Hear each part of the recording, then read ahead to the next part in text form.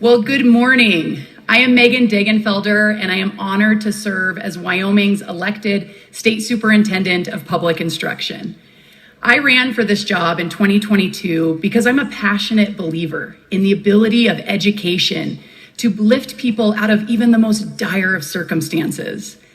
As a product of public school education, I benefited personally from committed teachers and coaches that were among the greatest guiding lights in my life. And I'm so very grateful for the influence they had in my life and in many others.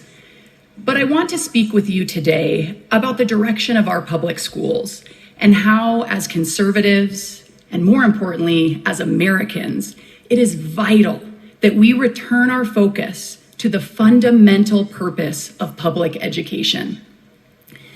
It's worth establishing what that purpose is, because some of us in this country seem to have lost sight of it. At the most basic level, the public education system was created to build stronger communities and a stronger country. It's that simple. That is the reason we all send tax dollars to fund our public schools, including those of us without children or those of us whose children have left the system. Because if every child is entitled to a quality education, then our communities, our country, we are all better off for it. So with that framework in mind, what do we mean by a good education? Well, that centers around three goals that early public education advocates emphasized. First, to prepare young people to fill good jobs and pursue their ambitions so that they as individuals and our country would be more economically prosperous. Second, to prepare young people to be good citizens by instilling in them a patriotic appreciation for our system of government and a sense of obligation to participate, sacrifice for the future of this great democracy. Third, and finally, to promote social cohesion by bringing together people of all different backgrounds and giving them a shared experience grounded in our founded ideals and civic values. These are worthy goals, and we as conservatives celebrate them. That is why so many of us are alarmed, because today the education establishment has taken it upon itself to reorient this mission in education away from these goals and impose a new and very different agenda. And it's failing us badly. It is not a new phenomenon that academic achievement has been de-emphasized. For years, the teacher unions have resisted accountability and opposed competition. Social promotion has advanced kids through the system when they couldn't even master a basic proficiency in subject matter. But it's getting worse. Increasingly, academic achievement in the name of preparing kids for a prosperous and productive adulthood is being replaced in the name of equity. Some schools in California, for instance, eliminated the A through F grading scale, and they stopped penalizing bad behavior, habits, and missed deadlines. Does that sound like the best way to prepare our students for their future? I can tell you, as someone who comes from the private sector, from the fossil fuel industry, workers with these attitudes towards performance will not go far or last long, and they will soon become dependent on the rest of us. This does not strengthen our nation, it weakens it. If we're going to meet the first goal of public education, to prepare students for a prosperous and productive future that contributes to the economic welfare of our country, then our public schools need to get back to unabashedly celebrating achievement and priming our youth for the demands of the workplace.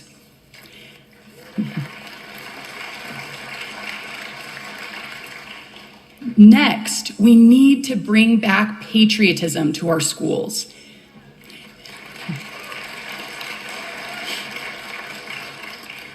And I want to be clear, when I say patriotism, I do not mean chauvinism or nativism. I do not mean that we must teach that America has gotten everything right.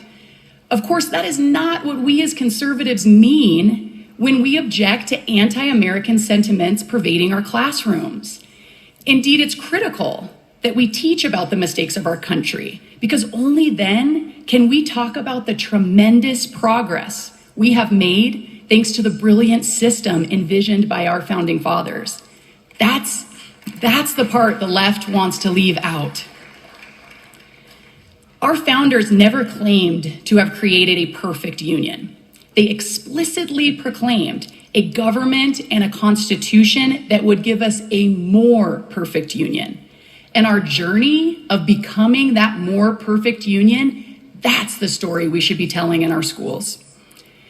Instead, we get the 1619 project curriculum, which, aside from getting key facts about history wrong, sets out to establish a sense of guilt and helplessness in our kids, dividing them by race, such that some kids are taught that they are oppressors whose successes will be a product of their privilege, not their merit. And yet other children are instructed that they are perpetual victims, stuck in a system and society that will always be rigged against them. Just the other day, the 1619 Project issued their latest high school lesson plan, which turns a math class into a social justice exercise in reparations math that uses up to 15 class periods. We wonder how we ended up with role models who refuse to stand for our national anthem. If the goal is to raise a new generation of leaders to preserve, protect, and improve upon what has made America the greatest country in the world, I've got news for you. They are doing it wrong. But that, of course, isn't their goal. Their goal is to achieve, through classroom instruction, the political ends that they have not been able to meet through political consensus. Or, more precisely, to impose political consensus on a classroom of impressionable future voters. To be sure, the public education system that produces a responsible, thoughtful citizenry should expose young people who will soon be eligible to vote to politics, current events, and complicated issues. And it should foster respectful debate in a setting where everyone understands that that is the mission. But it should not cloak political agendas in lesson plans. It should not presume the righteousness of one side over another. It should not neglect important context in order to obscure the whole story or legitimize fringe ideas from either side of the political spectrum. And it most certainly should not set out to undermine the values being passed on by parents in the home.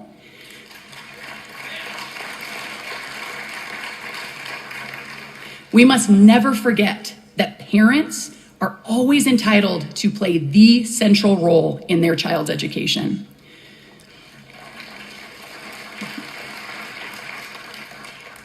Which gets me to my final goal in public education, social cohesion.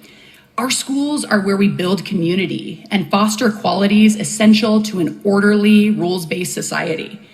It doesn't matter if you're poor or rich, what the color of your skin is, or any differences.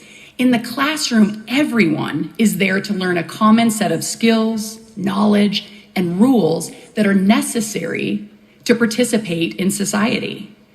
Further, through extracurricular activities like sports, we develop a sense of leadership, teamwork, fairness, obligation, community spirit, and of course, resilience and grace in loss. We carry these important attributes forward in the workforce and in our civic lives, and we are all better for it. Or at least that's how it's supposed to work and how it has worked until very recently. Too often today, however, our public schools are becoming places of social experimentation that serve to divide rather than to unite us. As I previously described, we have curricula that fosters resentment between races. Graphic sexual depictions are found in books available to minor children. Transgender athletes are redefining women's sports and challenging our fundamental understanding of what safe and fair play is. And if you object to any of this, then you will be met with slurs and protests.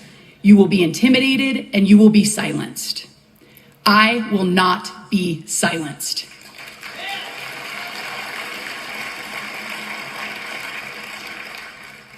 I am a devout Christian, and God directs us to love one another above all else, to value humanity. All human life matters. Members of the LGBTQ+ community matter, and we should treat them with respect and dignity. I will not allow these values to be misrepresented by the left. I was also a high school and college athlete and now coach the University of Wyoming women's rugby team. This Division I team, this sport, is arguably the most contact sport that exists. My number one priority as a coach is to protect my girls. And number two is to make sure that they can compete on a level playing field, where the only thing that stands between them and the accolades of high achievement are other biological females.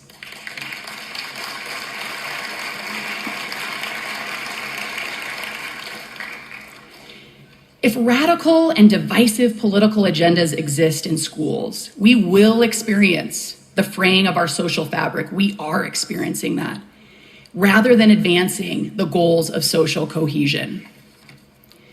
Unfortunately, we are seeing the left betray each of these three goals that I've listed in public education, and the very mission that those goals represent, a stronger America.